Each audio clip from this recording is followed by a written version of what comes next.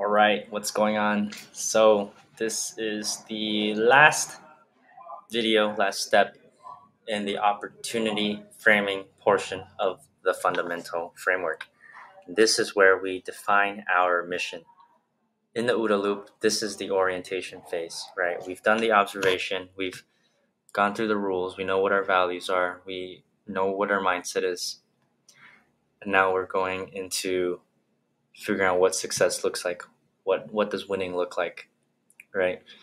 And so orientation re- involves reflecting on what we've observed and considering what should be done next.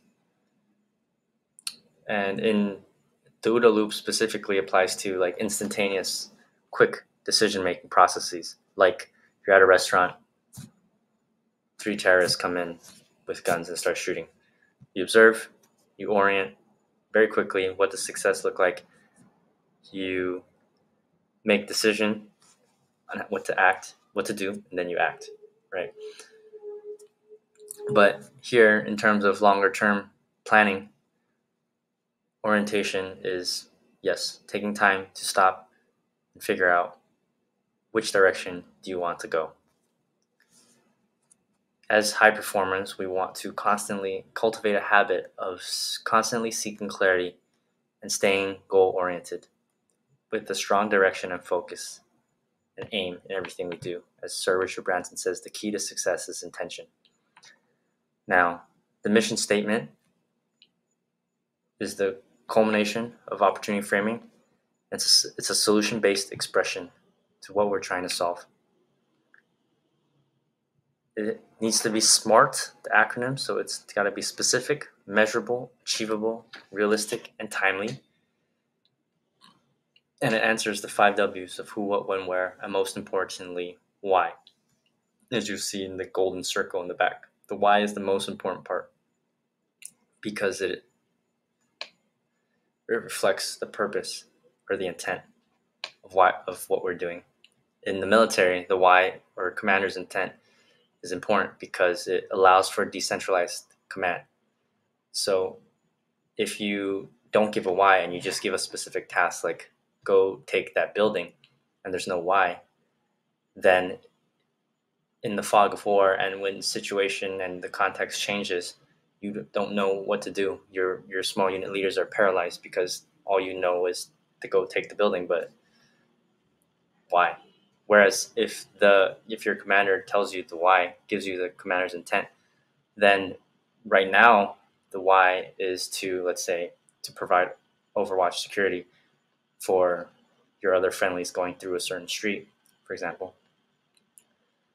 And if the situation on the ground changes and there's different things going on, okay, you know, like the why, not only of one level up, but two levels up of what the bigger picture is, then you can make a decision, a more informed decision that, maybe going to that building is no longer the right answer, but like what the overall why is. And so you can make a more informed, better decision. A little bit off topic anyways. So yes, the why is important again, because the who, what, when, where can change and might change as you continue to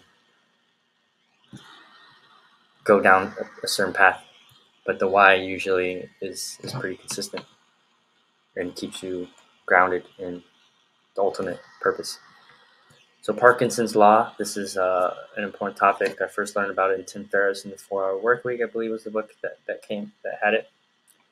Basically that, not only do we procrastinate, but we also, we procrastinate.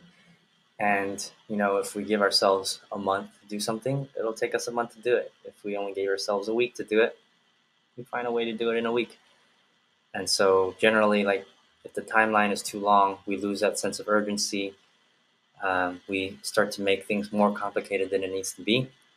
Whereas if we can shorten the timeline, then, we can focus on just the important aspects of the task and sometimes be even more effective that way. Because then otherwise we have a tendency to overthink or paralyze ourselves with inaction or trying to be perfectionist or whatever it is. So time frame, should be long enough to manage uncontrollable variability and accommodate some unforeseen setbacks, but it should also be short enough so that we don't lose motivation and or experience burnout. And how you can incorporate Parkinson's Law into your life is via cascading goals, which I talk about, or I have a template that you can get on my website that helps facilitate that. But I also talk about it, I believe, in the COA development aspect in the part 2. So we'll get to that. Next is the 10x rule. So this is about just thinking bigger. We all have our limiting beliefs. Peter Sage, that quote about no one can rise above their opinion of themselves. So it's a tendency for all of us. And so when we're envisioning, of course, we still want it to be smart. And this is just the general guideline. I don't necessarily expect or think it's realistic to actually think too far, too big. It depends on the lifestyle that you want. If you're trying to create the next Google, then you probably do need to think big. So it really depends on what your values are and what kind of lifestyle you want. But setting goals that are, I guess, a little bit more unrealistic can help us, push us a little bit more, I guess. And Brandon Bouchard says, if no one thinks you're crazy, you're not operating at the limits of your potential, which I believe is true. I would also caveat that, again, with just being aware of, what kind of lifestyle that you want. And realizing that it's all about consistency. So, I was watching, I think, Business Insider about their videos about why things are so expensive. And this, in the comments, they said how the Japanese really value quality and they value time in business, whereas Americans value like how fast the company can grow, how quickly it can grow. But a lot of times that is unsustainable. So prefer a slow, steady, consistent growth. Something to keep in mind. And with the 10x mindset, it allows us to show greater commitment, think bigger, work harder, and be more inspired. Also, a big part of the 10x rule, let's call it the 2x rule because that's enough, is this idea that we tend to underestimate how long it'll take to finish tasks. So we think they're simpler or that it'll take less time than it actually does. And so planning or envisioning something more than what we originally would normally want to achieve allows us to have that built in, because things do take longer. And so if we miss our big goal, at least we still kind of reach the original goal that we had set. So again, SMART, specific, measurable, achievable, realistic, timely. And here it just shows the importance of setting goals, which is a dream with a deadline. So that's it. That's the last part of opportunity framing. And next up, we will get into course of action development. Peace.